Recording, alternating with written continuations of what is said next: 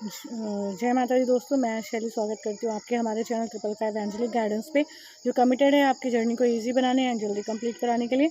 इसी रिगार्डिंग आज का वीडियो है। और आज के वीडियो को स्टार्ट करने से पहले पूरा चार्ज देते हैं गणपति बप्पा, माता रानी, बाबा शिव को, एंजल्स एंसेस्टर्स को, ताकि आपको बेस्ट हेल्पफुल वीडियो प्रोवाइड की जा सके। चलिए शुरू करते हैं। और आज का टॉपिक है कि how to make balance between spiritual world and physical world. इस आध्यात्मिक जगत और भौतिक जगत के बीच में किस तरीके से बैलेंस बना के चलें कि हमें ये जर्नी बहुत इजी और सहज महसूस हो, और हमें इस जर्नी को पूरा करना कोई एक टास्क या कोई एक बहुत बड़ी बात लगने से परे रहे। तो हम इस पर बात करने वाले हैं, क्योंकि जनरली हम वो बात करते हैं जो हम यहाँ फिजिकल वर्ल्ड में रहते हुए फेस करते हैं, ताकि आप जो जर्नी अपनी यहाँ शरीर में रह के आत्मा की जर्नी कर रहे हैं वो आप जो है उसको सहज रीति कर पाए, ईजिली कर पाए, और उसमें आपको कोई दिक्कत परेशानी आने से परे रहे।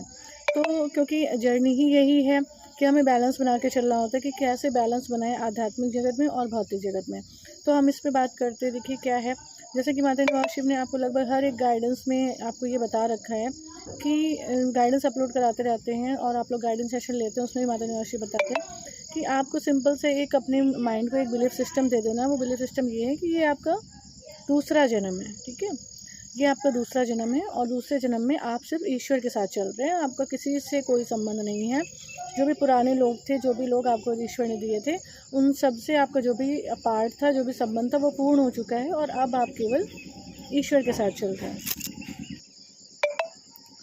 तो अब आप केवल ईश्वर के साथ चल रहे हैं। तो यही माता रानी ने आपको बताया कि आप इसी साइकोलॉजी के साथ आगे बढ़िए। ठीक है, तो लेकिन हम ईश्वर ने कह तो दिया, माता रानी ने कह दिया कि केवल ईश्वर के साथ आगे बढ़ना, बाकी किसी से कोई संबंध नहीं है।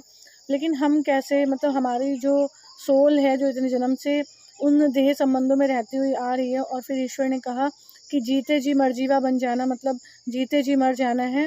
जीते जी मर जाने का मतलब ये होता है कि आप जीवित तो हैं, लेकिन किसी भी देहधारी से आपको कोई संबंध नहीं है। आप एकदम ईश्वर के साथ चलने वाली आत्मा हो चुके हैं, और पूरी तरह से ईश्वर के साथ योग युक्त हो चुके हैं। आपको किसी से कुछ लेना देना होने से परे हो चुका है, किसी से कुछ भी नहीं, मतलब किसी ने कुछ अच्छा किया बुरा किया वो सब भूलना है आपको।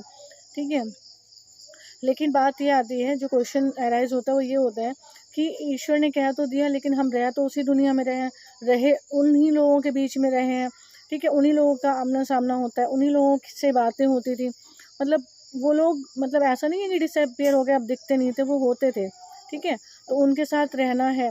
तो उनके साथ रहते हुए हम कैसे ये बिलीफ सिस्टम क्रिएट करें कि हम, मतलब हमारा ये पुराना जन्म है, मतलब ये हमारा मतलब नया जन्म है, और वो पुराना जन्म है, तो उससे हमें कोई लेना देना नहीं है। इसको हम कैसे स्वयं में ढालें। ठीक है, तो स्वयं में कैसे ढालें, उसके लिए आपको एक बात याद रखनी है। देखिए, जैसे कभी किसी का दूसरा जन्म होता है, तो दूसरा जन्म जब होता है, दूसरा जन्म लेके जाता है, तो क्या होता है, पहले जन्म का उसे कुछ याद ही नहीं रहता।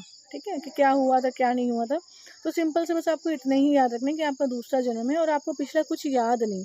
मतलब कोई पर्सन, कोई देहधारी जीवात्मा जिससे पिछला संबंध था, कुछ था, चाहे माता पिता, भाई बहन, भाई भाभी, ठीक है, कोई भी रिश्ता, कोई पार्टनर, कोई भी था, वो अगर जब आपके सामने आता है, तो बस आपके सामने एक ऐसी इमेज आनी चाहिए कि आपके सामने ये इमेज नहीं आनी चाहिए कि उसने आपके साथ क्या बुरा किया था, या क्या गलत किया था, या क्या ख़राब किया था, या वो बहुत बुरा था, उसने बहुत गलत किया, या वो बहुत बुरी थी, या उसने ऐसा व्यवहार किया। तो जब ईश्वर के साथ योग, मतलब इस स्पिरिचुअल जर्नी में, ट्विन फ्लेम जर्नी में आने के बाद आपका जब नया जन्म हो गया, तो आपको पुराना कुछ याद नहीं। अब अगर ये लोग आपके सामने आए, तो आपके लिए एकदम ब्लैंक पेपर हो कि कुछ अच्छा बुरा याद नहीं। ठीक है, क्योंकि अब उनसे कोई संबंध ही नहीं है, क्योंकि जब हम नया जन्म लेते हैं तो हमें पुराना कुछ याद नहीं रहता, जब तक कि वो स्पेशल मेमोरी फीड ना की गई हो कि पूर्व जन्म का याद रहे। ठीक है, तो हमें उसका कुछ याद नहीं। अब हमारे सामने जो भी देहधारी आ जाएगा, वो हमारे लिए कल्याणकारी है। ठीक है, अच्छा है, क्योंकि उसने पूर्व में जो कुछ भी किया, उसकी वजह से आज हम यहाँ पर ईश्वर के साथ चलने वाली आत्मा बन चुके हैं। ठीक है, ईश्वर के साथ योगिक रहने वाली, उनके साथ यूनाइट रहने वाली आत्मा हो चुकी है। तो ये बहुत बड़ी ब्लेसिंग है। ठीक है, तो हमको इस चीज़ का ध्यान रखना है कि कोई भी लोग हमें दिखे, जैसे आप माता पिता, भाई बहन, पति है, पत्नी है, या कोई भी है, तो उनके साथ आपको, मतलब ये नहीं है कि उनके साथ आपको कुछ याद ही नहीं, कैसे नहीं याद रहेगा, जब उन लोगों के बीच में है तो याद तो आ ही सकता था। ठीक है, लेकिन आपको उस याद आने से आपको ये इमोशन नहीं आना चाहिए कि उसने मेरे साथ कुछ गलत किया था, उसने मेरे साथ कुछ अच्छा किया था। मतलब किसी के लिए एक्साइटमेंट भी नहीं होनी चाहिए, किसी के लिए ब्लेम, कंप्लेन, या किसी के लिए हेट भी नहीं होनी चाहिए, ठीक है। तो मतलब कोई भी आपके सामने आए, आप एकदम ब्लैंक पेपर हैं, आपको कोई फ़र्क नहीं पड़ता किसी ने क्या किया था, क्योंकि अब सब अच्छे हैं, क्योंकि अब उनके साथ जो भी पार्ट था वो पूरा हो चुका है और अब उनसे आपको कोई लेना देना नहीं है। तो रिलीज़ करने का मतलब ये होता है, इस जर्नी में कहते हैं ना कि रिलीज़ करो, रिलीज़ करो। तो रिलीज़ करने का मतलब यही होता है कि किसी की भी बात आ जाए, कोई भी देनदारी सामने पड़े, उस पुरानी देनदारी जिसने भी आपके साथ कुछ भी अच्छा बुरा किया, तो अब जब वो आपके सामने आए तो आपके लिए ब्लैंक पेपर हो, मतलब आपको कोई फ़र्क नहीं पड़ता उसने आपके साथ क्या किया था, क्योंकि जो किया था पूर्व जन्म ने किया था, अब आपका उससे कोई लेना देना नहीं है। क्योंकि अब आप जिस तरीके से अपने आप को लेके जाएंगे, यही आपको सतयुग में लेकर जाएगा, मतलब गोल्डन पीरियड में लेकर जाएगा। तो यहाँ पर इसीलिए ये चीज़ सिखाई जाती है कि आप इस चीज़ का ध्यान रखें। और रिलीज़ करने का मतलब बस इतना ही होता है। रिलीज़ का मतलब ये नहीं होता है कि अरे वो शख्स दिखाई ना पड़े, उसकी आवाज़ ना आए, उसके मतलब उसके बारे में कोई बात ना करे या कुछ, मतलब ये सब रिलीज़ करने का मतलब नहीं होता है। रिलीज़ करने का मतलब होता है कि अब उस इंसान से हमारा कोई लेना देना नहीं है।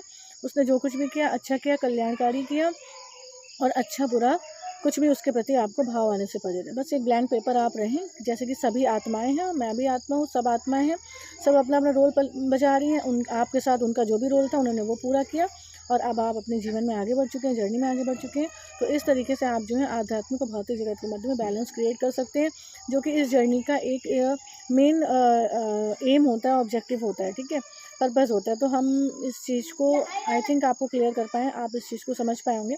तो हम इस वीडियो को यहीं पे कंप्लीट करेंगे, और आपको अगर इससे में कोई कन्फ्यूज़न हो तो आप पूछ सकते हैं। हालांकि मैंने बहुत स्पष्ट शब्दों में आपको बता दिया कि आपको क्या सोचना है। रिलीज़ करने का मतलब यही होता है कि आप एक ब्लैंक पेपर हो गए, और किसी भी कोई भी देह या देहधारी आपके सामने आता है तो उससे आपको कोई गिला शिकवा या कोई भी कैसा भी संबंध रहा है, उससे वो चीज़ आपको याद आएगी, तब भी आप ब्लैंक है और आपको यही याद है कि वो एक आत्मा है, मैं एक आत्मा हूँ, सब अपना अपना पार्ट बजा रहे हैं, और मेरा नया जन्म हो चुका है, मुझे अब पुराना कुछ भी याद नहीं कि किसने क्या किया था। बस ये आपका भाव होना चाहिए, ठीक है। तो चलिए, वीडियो पसंद आई हो, हेल्प पसंद आई हो, गाइडेंस पसंद आई हो, तो वीडियो को लाइक करें, शेयर करें, कमेंट करें, और हमारे triple five angel guidance channel को सब्सक्राइब करें, हमारी सोल फैमिली का हिस्सा बने। नोटिफिकेशन बेल पर क्लिक करें, इससे आपको ऐसे हेल्पफुल वीडियो के जो नोटिफिकेशन है वो टाइम टू टाइम मिलते हैं अपने नेक्स्ट वीडियो में कुछ ऐसे टिप्स हेल्प एंड गाइडेंस के साथ, जो आपकी जर्नी को ईजी बनाए एंड जल्दी कंप्लीट कराए। Till then, take very very good care of yourself दोस्तों। Love yourself, love your divine, and do your journey honestly. जय माता दी।